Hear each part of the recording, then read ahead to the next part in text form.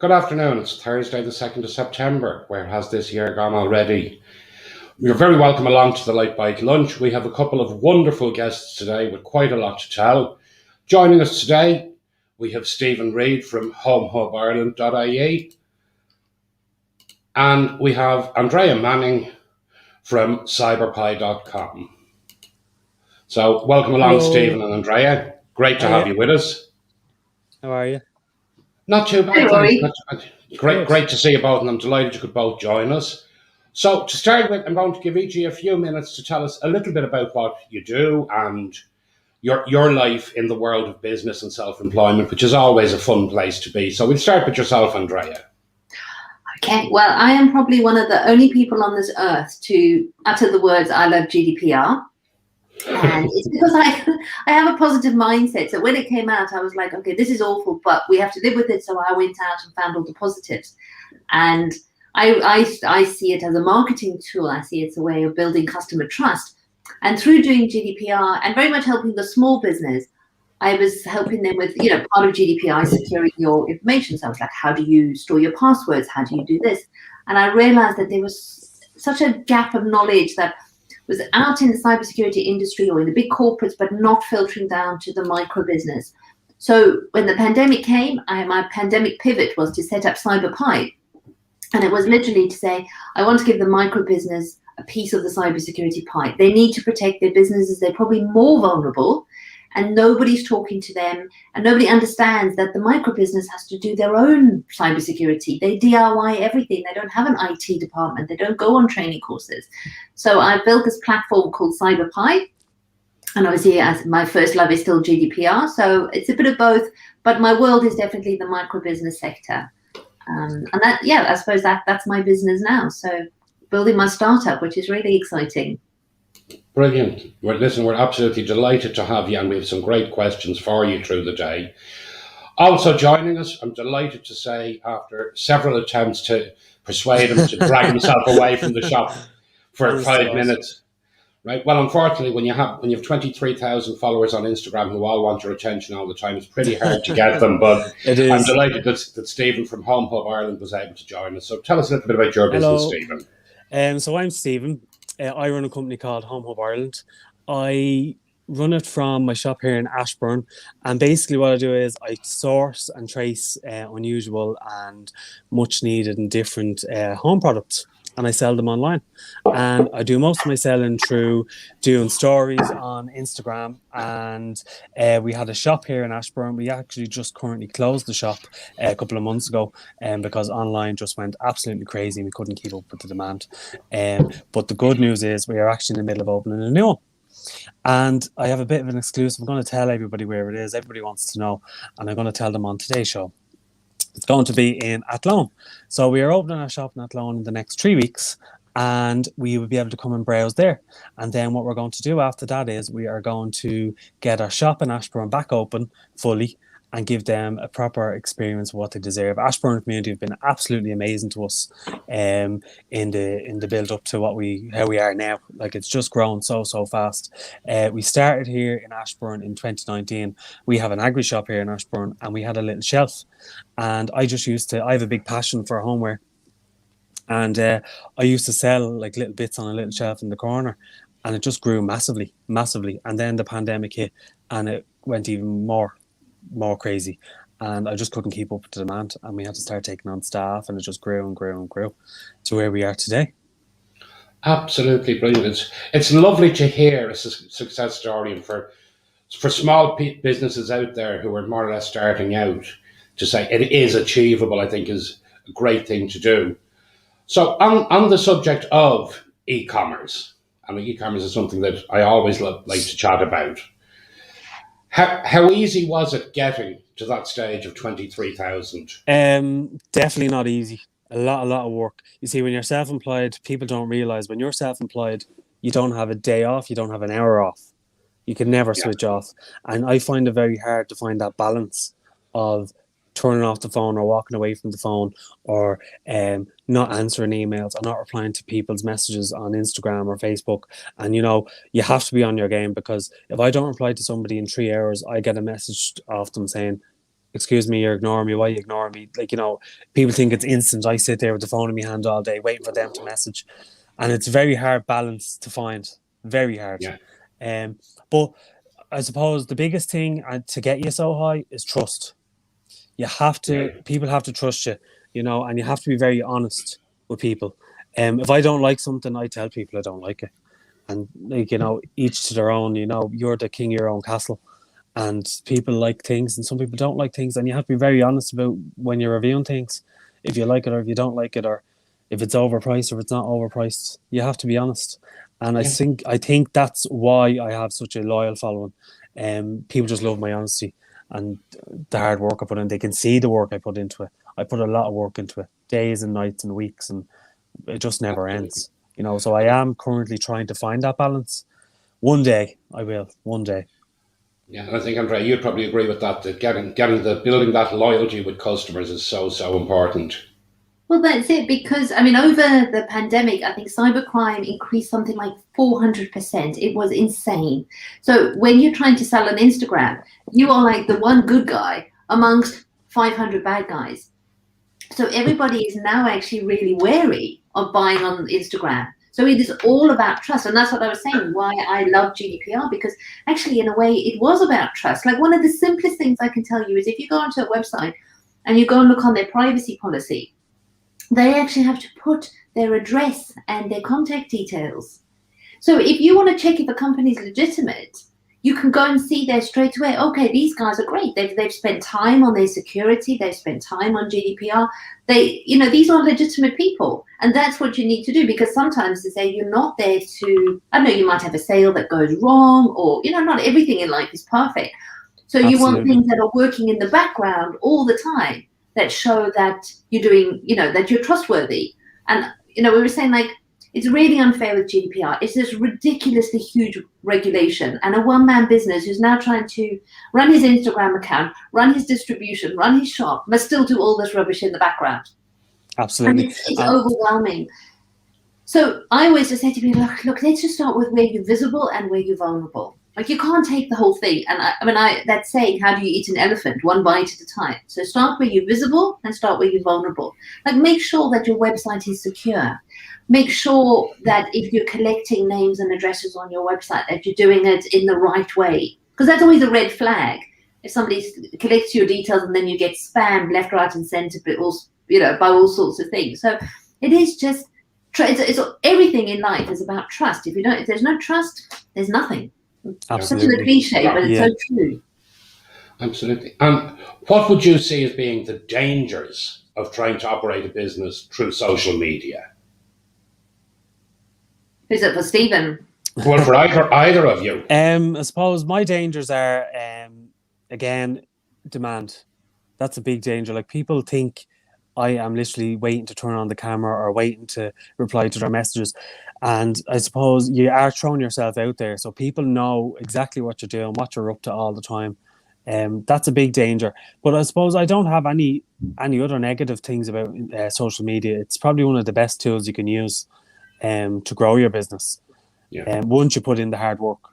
Well, from my side, what I see is people who, like you, would have their business is their Instagram followers. That's your, in the olden days you had a database. Now you have your Instagram followers, and people put all their life and work into that, and then their Instagram account gets taken over by scammers, and they get held to ransom, and they lose all their followers because they have to start from scratch. And it can be something as simple as they didn't have two-factor authentication on their Instagram account, or they had a really rubbish password, like their business name 123, which is just completely guessable. Believe me, it happens. So for me, like, if all your business is coming from one place, oh my God, that's where you put your time and your efforts into your security and make sure that you've got it secure, that it's got the best password. They're really simple things, because if you lost your Instagram account, that's your business gone. And then the other one, you must see it with all the competitions. Every time somebody runs a competition on Instagram, the scammers set up a fake page. So if your business is called Home Hub, they'll set up a fake page called Home Hub Competition, and they target all your people. And so you have to be so careful about how you're running your competitions and how you're contacting people, because even though it wasn't you that scammed them, you kind of get the blame. Yeah, absolutely. Yeah. Oh yeah, no, absolutely. That's no questions. That's very much a thing. And your reputation that's what you live and die on, is your reputation. Absolutely. And I suppose how I would deal with that is, for example, I could be sending out an absolutely beautiful vase to somebody, and it could be fine leaving here, and I hand it over to the third party for shipping, and it'll arrive in 100 pieces. And straight away they don't get on to me going, "Oh my God, Stephen, look, a bit of a disaster. This arrived broken." It's, "I can't believe you sent that to me like that." And you're like, "Yep, I picked it up, threw it on the floor, got the dustpan and brush, swept it up, put it into a box, and sent it to you like that." It's just communication. And don't forget, you actually wrapped it up before you put it in the box without in all the bits. No, I wrapped it up after I broke it. Oh yeah. Then put it in the box. So I think now I'm very lucky that a lot of my followers are very educated, in the sense that they know it wasn't me. They know I wanted to get to them in a perfect way. So a lot of them would, but like new followers would come along and they'd be like, "I'm never ordering off there again. He sent me a broken vase." And then you have to go on and there is, as you said, there is processes involved. You have to have steps. You have to have certain things in place so that you don't, if social media went, you wouldn't lose it all, which is why we have separately our website. So people do go onto our website, but we do sell it on Instagram, but effectively I have a separate website where I have all the authentication. It holds everyone's information. Now I leave most of that to the IT guy, but don't get into that with me because I wouldn't have a clue. Yeah, no, absolutely. Well, I don't know if our listeners have all heard or not, but in the last hour there's been very big breaking news in relation to a massive fine handed down by the data controllers to WhatsApp. So I asked Andrea to have a quick, as our GDPR specialist, I asked Andrea, would you have a quick look over the story and give us a breakdown of what it's all about, where it all stems from, etc. So basically, in GDPR, there's sort of 7 principles. And one of them is the principle of transparency. As in, if you're going to do something, you need to tell people what you're doing. So you can't hide it in page 74 of your privacy policy in the very, very small print. You need to say to people, like, I'm collecting your... Just let's take a simple example like yours, Stephen. So somebody gives you their name and address. You tell them, I need your name and address so that I can post you your thing. I might use your email address to do maybe a post-sale survey to check that you are happy. If you want to send them a newsletter, they have to tick a box and say, I want to be on your newsletter mailing list. And then you say, I use ABC couriers. So I actually have to take your details and I have to give them to ABC couriers so that they can send you your parcel. So you have to tell them all of this stuff. And you set that out in your privacy policy. It's really simple, just principle of transparency. So with WhatsApp, they were taking all the user data and sharing it with not only Facebook, but some of Facebook's other companies and hiding it. They weren't transparent about it. I mean, there's a lot more detail than that, but that's the basic thing.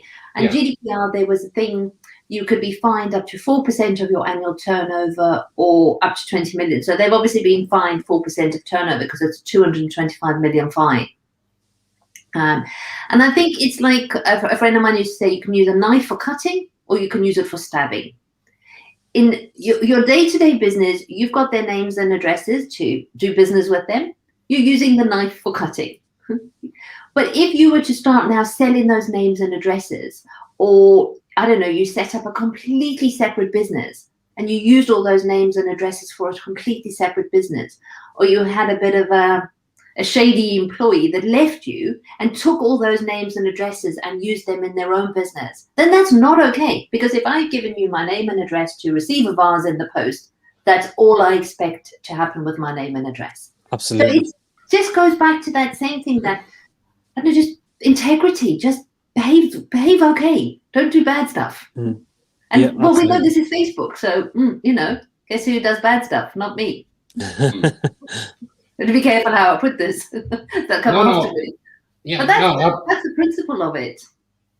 Right. And I mean, like, okay, so we're going to go through the whole appeals process, and this will probably drag on for another 3 or 4 years, and we'll hear very little about it again until a final conclusion, one way or the other, is reached. But I mean, is it a case? Are we ever likely to see where the big tech companies will actually start taking responsibility and start doing things properly? The tide is turning, because there was the Max Schrems case, and he was the same thing. He said within the EU, we are governed by the GDPR and we have certain protections. If you transfer my data outside of the EU, say to the US, for example, we don't have the same protections. So the FBI could walk into Facebook's office and say, give me all Andrea's data. We want to go through her Facebook page and her account. And Facebook has to hand it over. That's how it works in America. Surveillance is okay. In Europe, we said surveillance is not okay. Now, Max Schrems, he fought the Data Protection Commission. He took it to court twice, but eventually they did rule in his favor and said that Facebook can't transfer the data to the US because we don't have the same protections. And he has actually won that. And it's caused the rest of us a bit of a... Now, because if we want to use companies like MailChimp, which are based in the US, we have to do all sorts of risk assessments and fill in different forms, and it's made things a lot more complicated. But it did. Facebook actually tried, and they didn't win. So hopefully it is, but it doesn't change the situation for the small business, because they now been lumped in with all the stuff that's come from the big stuff. And small business and big business is so entirely different. I mean, imagine comparing your business, Stephen, to Facebook's business, but you've now got to do the same thing. That's something I always have to live up to. I always get compared to like big companies, big homeware companies, all the time. It's like, where's your IT department? Where's your logistics manager? Where's your HR manager? The micro business, it's DIY city. You're looking at it like it's probably one of the biggest questions I always ask myself: why? And one day, yes, eventually, hopefully, we will get to that stage. But right now, there's a team of 4 of us. And it's not a team of 100 or 200, and we don't have a customer service team. We don't have this. It's all us. We try and do as much as we can, but people. That's why people, I suppose, expect instant responses, instant everything. There's only so much of one person that can be stretched, But eventually, hopefully, one day we will get as big as that. That we will have all them. I think that the micro business has to be seen as a distinct sector. So you have the SME. And then you have the corporates and the big enterprises. But actually in Ireland, 90% of businesses are micro businesses, 1 to 10 people. And the average number of people is 3 people. Yeah. So how can you have one regulation? The micro business is so different. A 5-person business cannot be compared to a 50-person business. Absolutely. Yet they lump in the same thing. I think as well, especially this year was probably one of the hardest years for micro business, especially with Brexit happening. And that caused huge complications for us personally speaking. It was crazy. And I'm still getting to grips with it. I'm still learning commodity codes. I'm still learning about importing and exporting and all of that kind of stuff. Whereas before we didn't have to worry about any of that. You just ordered it, arrived, it was amazing. Now you obviously have to pay your VAT on the stuff as well, which means prices have to go up. And a lot of people don't understand that has to be reflected as well, because the company can't lose money. Oh, no, absolutely. It's a company. Yeah, it's there as a business, absolutely. We do have a comment in for you, Andrea. Andrea really knows how to demystify GDPR and explain it. So that's great. I'm sure Monique will be in touch with you afterwards, because I know she's actually working on a very big project at the moment on an online business. So I'm sure she will. When we were talking backstage, and I was saying, when it came to GDPR, there was a lot of snake oil salesmen out there. Yeah. And there's always this gatekeeping, isn't it? I'm so clever and I know this really important stuff, so pay me loads of money. And actually, you need people that can simplify it so that the micro business can DIY a lot of it because they can't afford to pay somebody. Yes. Absolutely. And again, I mean, I'm like through my day job in accountancy, I have exactly the same ethos as I want to try and break it down into simple lay terms and show you how much of it you can do yourself before bringing me in and where you can make your own savings on that. So I absolutely agree with you that when you can explain it simply to people like that, it makes such a big difference to it. So, Stephen, I know you said you're not overly technical yourself, but when it came to planning out your website, how much of that did you actually do, or did you just literally hand it to All of it. somebody and say, make it happen? No, I've done it all myself. Now I have somebody who, if I'm really stuck, I give them a call. Thank Yes. God. But no, there's a lot of help out there. You know, there's a lot of WooCommerce like websites, and you can use. I use Shopify, which helped me hugely. There's so much assistance for me, and I just can't fault them. I genuinely can't. It's very straightforward. If you're ever setting up anything, Shopify, I 100% stand by. I think it's one of the most easy platforms to use. And I would 100% recommend it just for the support. If anything goes wrong, you can pick up the phone. They have people in Ireland who you can just talk to, and you get instant responses. Which, in like, you know, if you have a problem, you want an instant fix, and you don't want things dragging out. But yeah, 100%. I learned the hard way, mistakes. But when you're buying platforms like Shopify, it's great because you're buying the best in class security as well. Yeah. Because they've invested in the security. They know all the loopholes, all the things. So you would never be able to do that on your own. So that's why you pick a platform like Shopify, you pick somebody like Stripe, because you just know that it's good security. Yeah, exactly. You know, don't go for the cheap cowboys out there. Like, that's not where it's not worth saving the money. It's not. No. And if you put the hard work in, you know, these respected platforms that work. Yeah, and research, find what's best for you, I suppose. But also keep in mind your customer. You know, people tend to forget about the customer, and they tend to do what's best for them and how it works for them. And they might think it's easy, but at the end of the line, it's not easy. If the customer has to use that and it's awkward, you know, and they need a pamphlet to learn how to check out. Like, that's not good. Well, I think from and again, it's a few years since I saw this at a webinar. I think it's 7 clicks is what the recommended maximum number of clicks it should take from the time somebody finds the product they want until they've completed and have left your shop after spending money with you. That they should be able to do it within 7 clicks, and if they don't, you're at a strong risk of losing them. Okay, never heard that one. Yeah, I don't look into too. If I read all the research and all the questions and all, I'd be full time on the website fixing problems and making things more compatible for the customer. Do your own thing, I think. And I have to say, I mean, I've looked around your website several times. As literally every time I've tried getting you on the show, I've had a look and see what else have you got new coming on or that type of thing. Every day, new things every day. Well, and that is the whole thing. Like, you never know what you're going to see. Yeah. And the collection is it's a wonderful range of collections on there. And I'd say to anyone that's looking for a special gift for someone, it's definitely worth checking out. Thank you. No, well, as I said, I mean, like yourself, I very much call it as I see it. And if someone has a problem, I'd be the first one to say to them, look, you really need to look at X, Y, Z. But in your case, and that's why I was surprised when you were saying about having no real technical background. I thought you'd spent a huge amount of money getting someone to do it for you. Yeah, no. Now, if I'm ever really, really stuck, I have a friend called Sarah, and she's a bit of a tech whiz. She was actually on the show before, from Sarah Designs. Yeah. She is a tech whiz now. But she's self-educated, which is great. And she knows her stuff. So if I'm ever in a pickle and I panic, it's Sarah that she's my go-to. Yeah. So I'm very lucky in that sense, you know. That's good. And that's the thing with small businesses, knowing when to do it yourself and knowing when it's cheaper to get somebody else to do it for you, because you would spend hours doing something where it would take somebody an hour. Yeah, absolutely. And time is money. Yeah. Yes. You know, absolutely. And that's the truth. Time is money. The more time you have, the more money you need to be making, because if you're working, you need to be paying. You know, and that's the way we look at it. You know, like there's days where we don't even pay ourselves. And that, I suppose, that's the side of it people don't see. Yes. People forget, when you buy a product, that the cost involved in that product, so for example, like this.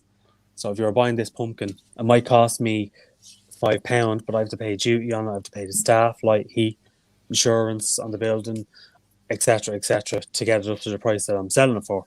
And people think they just don't. Some people just don't.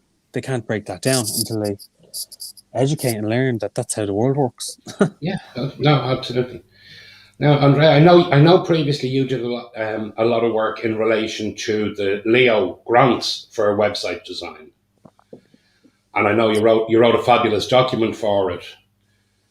Any quick pointers you'd give people who are starting out, who are thinking, initially I'm going to do it myself? Yeah, so the trading online voucher, everybody was like, okay, you must get online and you must have a website. And all the web developers went, great, come on in. Now, I'm the worst person in the world for generalizing. So obviously this does not apply to all web developers. But there were some web developers that, just by pure chance, every website was 5,000. And there was nothing put in there about security. There was nothing about, they would go, oh yeah, I'll do your GDPR for you. So you had web developers putting up privacy policies that were referring to data protection laws from other countries from 20 years ago. And then there was, especially if you have like a WordPress website, especially there'll be a lot of plugins, right? And then the way it works in security is you might realize, oh God, we built that a bit badly, and actually somebody could get into the website through that little hole, that vulnerability. So we'll quickly fix that. So every time you have an update that comes in, and this can apply to any of the apps that you have on your phone or your computer, those updates have fixes that stop that thing being vulnerable. So do your updates, whether it's your Windows updates or your app updates. So when you build a website and you've got all these plugins and now there's updates coming through, who's doing the updates? Did you make an agreement with your web developer that they would do all the updates?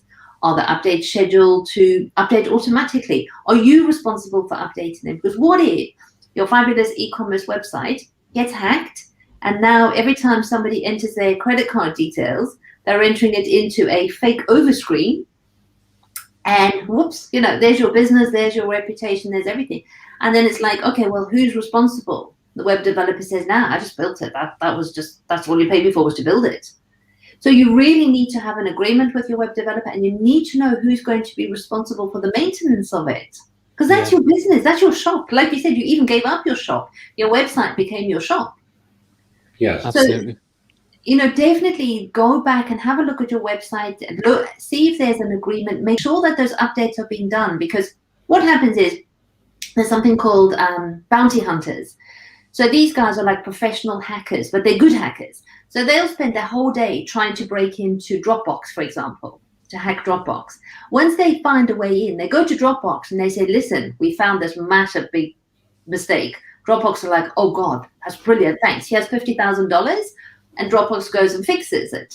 And then next time Dropbox releases an update, it's got the fix. So all the people that are not doing the updates are now sitting with vulnerable Dropbox accounts. So now I'm a bad hacker, and what I do is I have automated programs. So I just scour the internet for all Dropbox accounts that have this vulnerability, or all WordPress websites that have this vulnerability. And I'm not after your shop, Stephen. It's a numbers game. Like, I'll try 50,000 websites and I might get 10.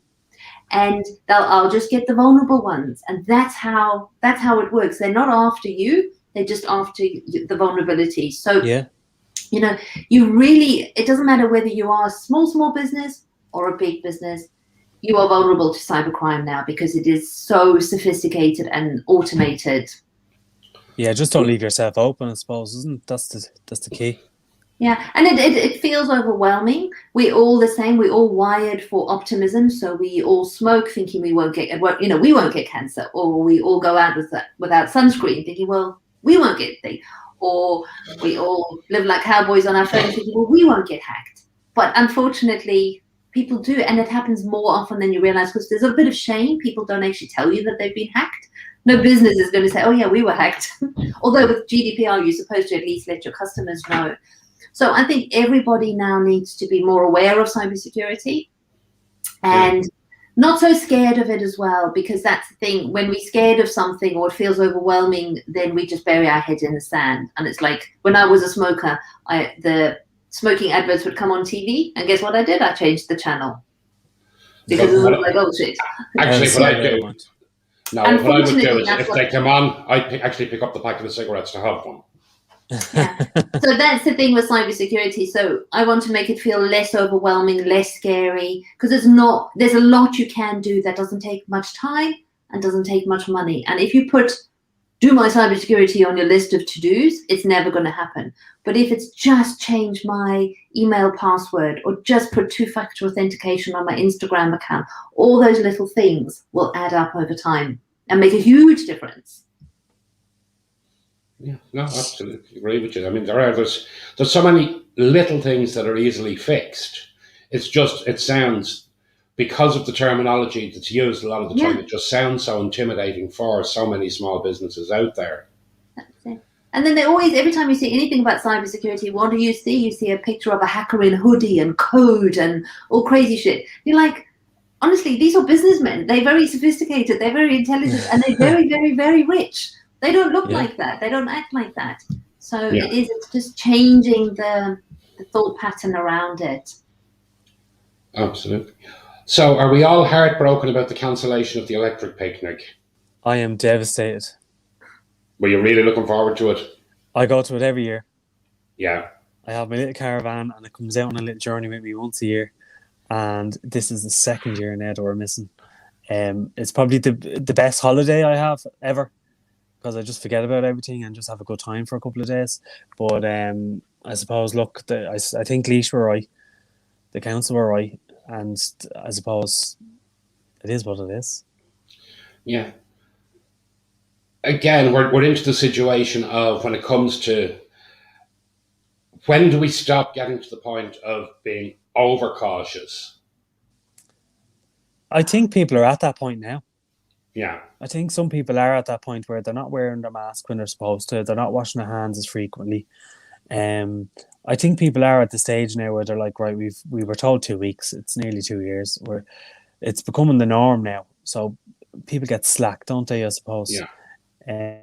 But yeah.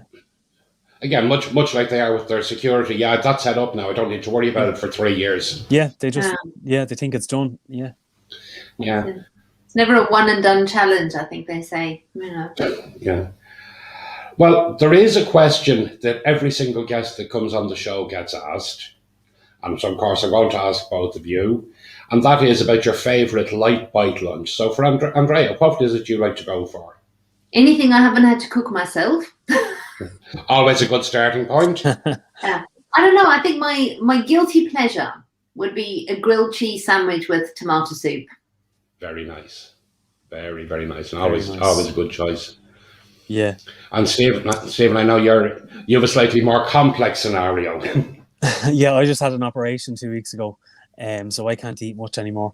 But I suppose my go-to would be, there's a place in Ashburn called the Deli Store, and they do the best soup ever. Yeah. If you're ever in Ashburn, spin by the Deli Store. They do amazing homemade food and soups, and anything in there, I'd eat it all day. Can't anymore, but I would. Yeah. And what would your favourite type of go-to soup be then? If you had a pick of any type of soup available. Sweet potato. All day, sweet potato. Very nice. Getting me hungry for my dinner now at this stage. Yeah. What's your go-to? Autumn food, isn't it? Now we can start having autumn food. Yeah. Cozy soups. Oh, I'd eat it in the summer. I wouldn't care. Yeah. Well, I mean, for me, both myself and Cheryl have been doing Slimming World for the last 18 months. And one of the things we've actually changed is we try and have our main meal in the middle of the day. So as soon as the show finishes today, I'm in the studio 10 minutes from home. So I'll slip home, have my dinner, and then come back in and do some work in the afternoon again. So for me, it would normally be a very big one. But today's, I think it's pulled pork we're having today. It's been in the slow cooker now for about 10, 11 hours. So should be ready to go when I get home. We'll be over in an hour. No problem. Sure. You know yourself. I'm where we are there on the Cavan Leitrim border. So we're only about an hour up the road from you, Stephen. Yeah, not too far. Absolutely. No, but as we move forward now and we're coming into the wind down of the restrictions, right? What's your thoughts on the timetable they're giving? Are they moving too quickly? Are they not moving quickly enough? Do you feel the government have actually done a pretty good job on getting the balance right? I think it's very clear that now it is just about the hospital numbers, because even though the numbers are going up because we're vaccinated, the hospital numbers are still low-ish. As long as they stay manageable, I think it is just all systems go. But I think if you kind of watch what's happening in America, the schools reopening and everybody as a free-for-all, it's hard to know how it's going to play out over the next few weeks. I'm certainly kind of going to keep myself to myself for a bit, especially because I have a daughter in secondary school. And what about yourself, Stephen? What do you think? I think they've done a great job, if I'm very honest. I think the government, you can't fault them, you know, it's a new thing to them too. They told us it was there. I suppose now I think they're acting a bit slow. I would have hoped by now we would have been back to some sort of normal. But I think now it's really down to each person individually. You know, it's common sense now. And we all know it exists. We all know it's out there. We all know what we need to do in order not to get it. So it should be basically up to each individual, I think. Yeah.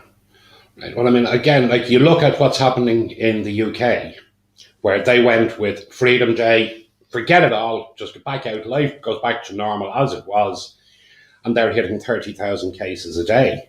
Yeah, it's a lot. I mean, I think from my point of view, as someone who is immunocompromised, I don't know that I'm going to be rushing back out to go to the cinema or go to the theatre or that type of thing. I have gone out for a couple of meals, but I've gone out at times when I know places are quiet, this type of thing.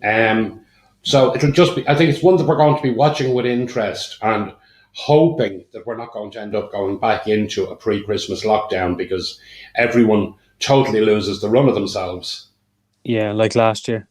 I know, and that is it exactly, because that's exactly hopefully lessons have been learned from last year and we'll be able to move things forward in that. Yeah, I mean, it's never black and white. And that's the thing is there's an argument for this side, an argument for that side, and you do, like, some things that the government have done I agree with and some I don't. But there's some people that just can't self-regulate. And I think that all the rules that have been put in are for that 10% that just don't seem to be able to self-regulate and do the right thing. And then the other 90% get stuck in with the rules. So, yeah. Yeah, absolutely. And then in terms of boosters, I think it would take a very naive person to think in the beginning that I got this one shot. Yeah, now that's it. I more or less have my immunity through the vaccine for life. We all knew boosters were likely to come. How quickly do you actually see them rolling them out? I know they're now talking about starting with the nursing homes and that type of thing that had their first vaccine 9 months ago.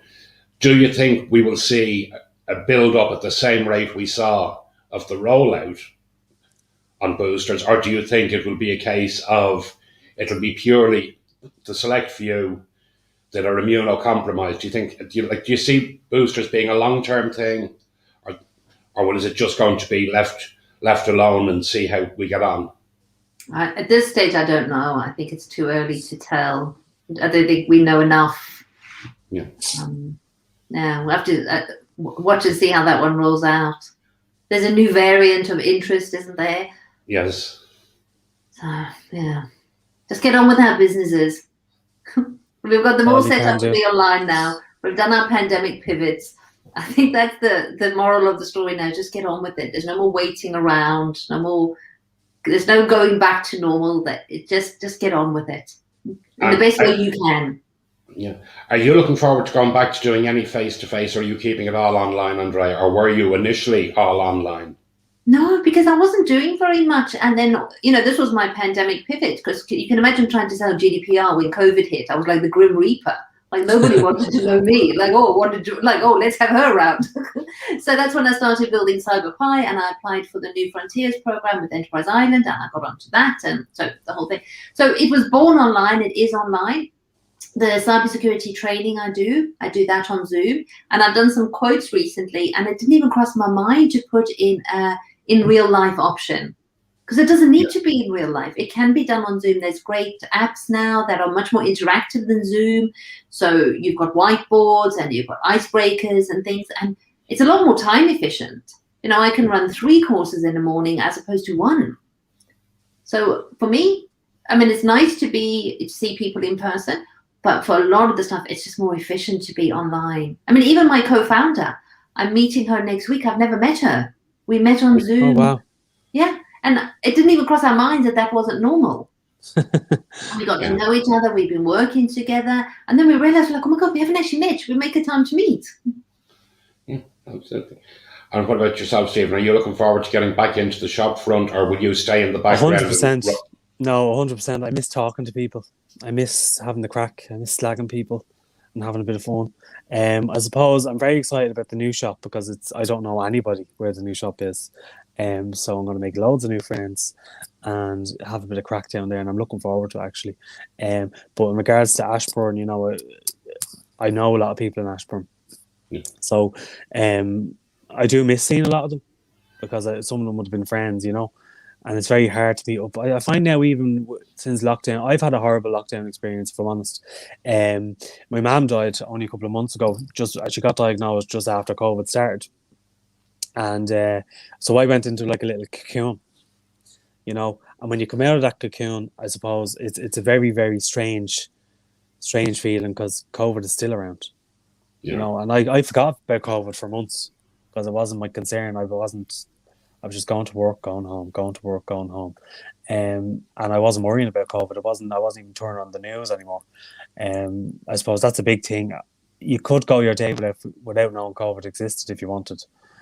Turn off the news, stop reading all the silly headlines, all that kind of stuff. And just, I suppose, I have a very, very busy few months ahead with the new shop. So I don't know whether to wait now until COVID is over on the 22nd of October and, like, you know, no guidelines to follow, only masks. I don't know. I'm in two minds. Yeah. Well, I mean, absolutely anything here at the Lite Bite Lunch that we can do to help you once you get open, right? By all means, let me know. We'll happily play ads for your whatnot during the show and promote exactly where you are, and we'll certainly get down and visit you there as well. Absolutely. As you know, Athlone was where the Micro Business Awards should have been this year, but unfortunately, with all things being equal, the decision was made early on to make it a virtual event again this year. But absolutely, I can tell you that I know the 3 finalist hotels for next year's, and that'll all be revealed the night of the finals this year. So there's 3 hotels still in the shake-up for next year, and that's going to be more work to do on another day. So if somebody came along to you and said, Stephen, I have a fabulous idea for a business. I'm going to go self-employed doing X, Y, and Z. What advice would you give them? Grab it by the balls and run, and just go with it. That's all. Like, you know, you can't predict the future. Yeah. If you don't take the risk, you'll never know. Just go and do it. And that's the only advice I can. Yeah, absolutely. What about yourself, Andrea? What advice would you give someone? It's funny because I've lived my whole life like that. I always just say yes, and then I figure out the details. Because the answer is always yes. And you'll find a way. And if you don't know the way, you'll ask somebody. And I think the older I've got, the more I've learned to ask for help. Because there is so much help out there. Through the local enterprise office, through all these accelerator programs, through all these communities that have kind of popped up over COVID. And there is help out there, and you just have to ask for it. But just do it. You're never too old. Yeah, you're never too. I went to university I'd never got a degree, so it was really bothering me. So I was like, right, I need a degree. And I was 46, 47. And I went and I sat with all the 18-year-olds for 4 years and got my degree in business information systems. Look, I had no idea how I was going to manage it. I'm a single mom. My daughter was 7 at the time. So how am I going to do it? But I just signed up. I thought, well, I'll do this week and I'll see you, and I'll do next week and I'll see you. And I used to take her into lectures with me. I was sitting there on Skype doing my other job. And somehow at the end, I got there and I got my degree. So it's even like my business is just to take that one bite at a time, because it feels overwhelming. So don't look at the big thing, because that is just like, oh God. But just look at the small bits and then just keep doing them and you'll get there. Absolutely. And then one more question for you before we finish up. If the magic lottery numbers came up for you, what would you do? Spend. I would go mad. Jesus, it'd probably kill me. Yeah. I'm obsessed with below deck. So even now, the whole time I'm building Cyber Pie, everybody asks me what's the sort of exit plan, and I always say the yacht. Yes. It's one of those luxury yachts below deck. That's me in 5 years' time. Oh, very nice. Well, hopefully we'll be among those you'll invite as your guests on it, because I'd also be a bit of a fan of below deck. Got a dream. Got to aspire for something big. Absolutely. Well, we're a little bit ahead of time, but we've got through everything very quickly, so I'm going to leave it there. So to my guests, I want to say a huge thank you. And thank you. We will, of course, be back in 2 weeks' time with another episode with another range of wonderful guests. And we look forward to seeing you all then. Well, thank you, Rory. That was wonderful and lovely to meet you, Stephen. I'm going to look at your pumpkins on your website right now. They're sold out. You won't get any. Oh, man.